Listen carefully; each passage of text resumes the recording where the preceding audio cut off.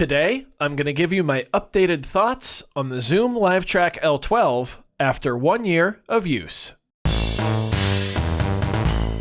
Freebeat. Hey, how's it going, everybody? Welcome to Freebeat, where I post new music-related content every single day, so if that sounds good to you, hit that subscribe button, ring that notification bell. Today's patron shout-out goes to Sadiq Cat. Thank you so very much for the support. Let's get started. So, it is pretty hard to believe, but the channel has had the Zoom Livetrak L-12 for a year now. I picked it up in the middle of May last year when we were working out of Oliver's shed, and since that day, it has become the primary audio device for the channel.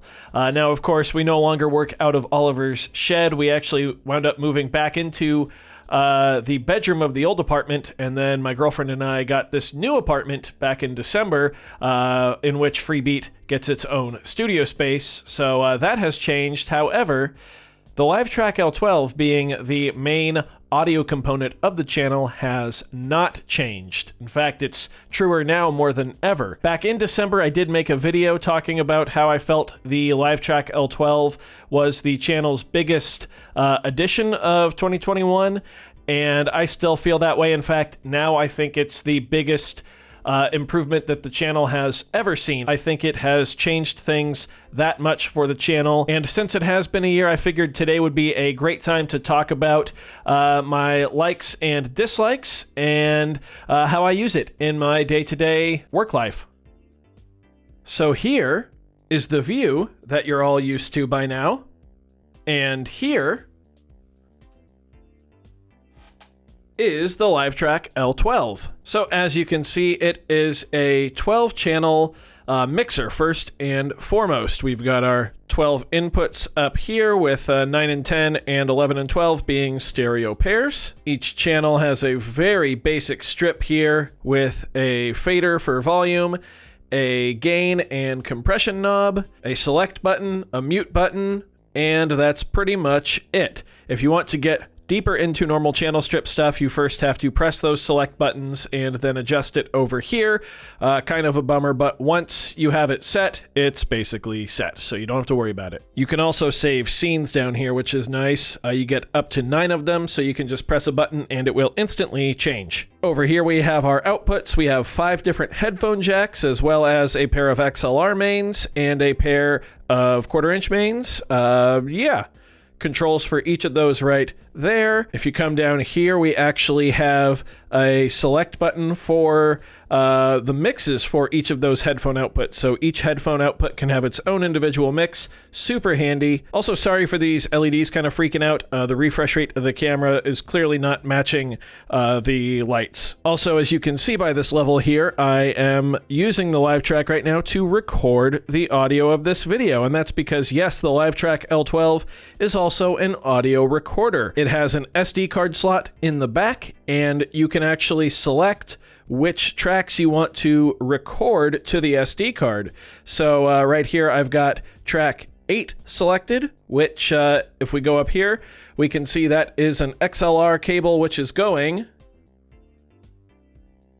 to my microphone. So you can record your individual tracks to SD, and yes, it will separate them in the SD card. Super handy. We also have the master track down here. You can arm that for recording as well, so if you want to record your mix down, you can do that right there. For the purposes of YouTube, this already makes the Livetrak a fantastic choice because I can simply record all of my audio into it, take the SD card to the computer, put those into Premiere, and do my editing. Let's start with the inputs here. On line 2, I have my bass. It's actually just this lead right here, so I also use that for any mono synths if I need to.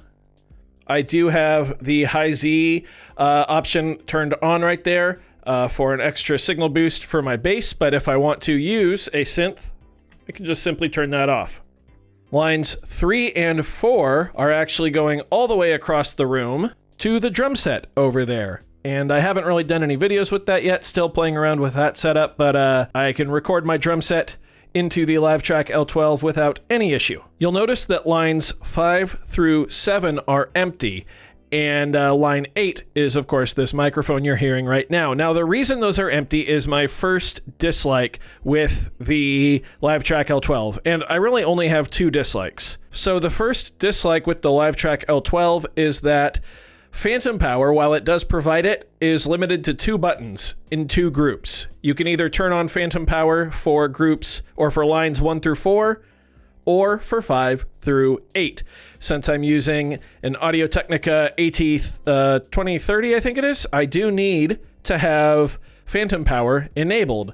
That basically means I'm not going to be using these inputs here for synths or drums or anything like that right now. Just, as a precaution, I don't want to damage any of my gear, which phantom power can do if you're not careful. So that is a bit of a bummer. However, if I was using this to like mic a drum set or something like that, obviously these would be mics as well, and it wouldn't be as big a deal.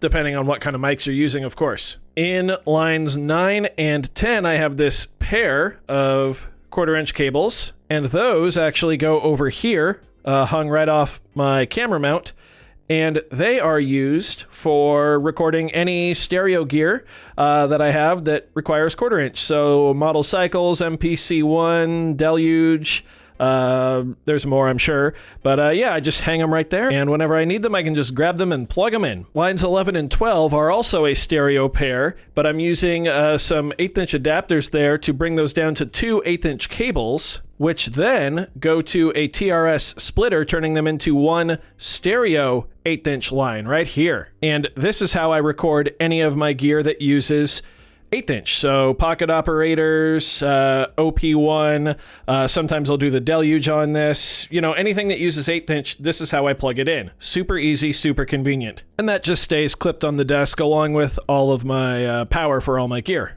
Over here at the headphone out section, this right here in headphone jack B, those are the headphones I'm wearing right now.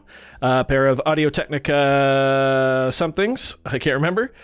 This right here on jack D goes all the way to my drum set, and that is actually my in-ear monitors for the drums, which is really nice. And then here in headphone jack E, it's just going to this little pair of Bose computer speakers I have. They are nothing fancy. I use headphones when I do all of my music stuff, so it's just there if I want to show something to somebody real quick. There's the other one right next to the TIE Fighter. Now those also work as my normal computer speakers, which brings us to the next big feature of the Livetrak L-12. It's my audio interface as well. That gray cable I just showed you is USB that goes around to the computer here. And how USB audio works on the Livetrak is really cool. On channels either 9 or 10 or 11 and 12, I can simply press the USB button and it will take audio out of the computer via USB into that channel. Super easy. It's literally just a button press to switch between using these 2 cables here or using the computer audio. So as you can probably tell from the overall mood of this video, I love the Livetrak L-12. It has grown on me even more as I've started to play with its other features. It still has a whole effects section I have never used. We will see if I ever get into that. I mentioned earlier that I use it for the live shows as well. I have scene 9 set to the audio that we use for the live shows in Oliver's Garage, which goes ahead and sets all of our inputs for the drum set and the sampler. It also allows the crew of the live shows, which is 4 people now, including me, to all have a set of headphones and all have a different mix. So for instance, my girlfriend monitors the live stream, so she wants the USB return audio in her mix, but not any of the actual show going on. Oliver, who's directly monitoring the light show and the audio, wants the mix from just me, just the drums and the sampler. His wife, who kind of monitors just the overall whole thing, wants a little bit of everything. And that's very, very easy to do. We're also all on our own microphones now, the whole crew is, and there's enough inputs for that. Plus, we can route Oliver's audio into my in-ears without the stream hearing, which is really, really cool. And I can still talk to him or the stream depending on the buttons that he mutes and unmutes when it's time to address the crowd. It works really, really well. The best part is when we wrap a live show and I take this back home, all I have to do is set back, scene 1, and I'm ready to go with these settings again. It's perfect. Now, I did mention I had another dislike, and that is the fact that the SD card slot is on the back of the unit. I really wish it was on the front, and that's because I pop that SD card in and out 3 times a day. So it's kind of a pain to get back there and switch it. I really wish it was in the front. That's because I take my audio, of course, to the computer to edit it. I do not edit on this computer here, as it does not have a capable graphics card. I have to use the other one out in the living room, the gaming computer. But aside from the SD card slot placement and the fact that phantom power is grouped into just 2 groups over there, I don't have any complaints with this thing. It has completely changed the way I'm able to operate the channel. It has streamlined so many of my processes that before were just a giant pain. It's so nice to know that all I have to do to record is turn it on, select what channels I want to record, and start recording. That's it. Getting the audio to SD is very, very easy. Using it as an interface is very, very easy. I should also mention that, like in Ableton Live, you can see all of these inputs in there, so it definitely works as a proper traditional multi-channel audio interface as well.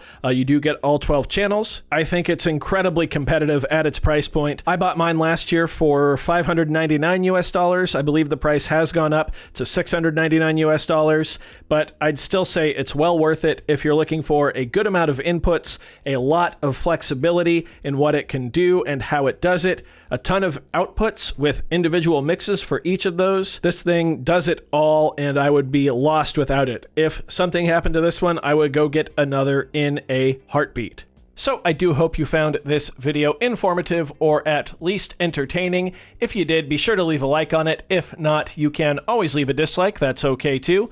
Doesn't hurt my feelings, just makes me try that much harder next time. Either way, be sure to hit that subscribe button, ring that notification bell. New content every single day. Thank you all so very much for being here. Thanks for watching. We'll see you next time. Bye.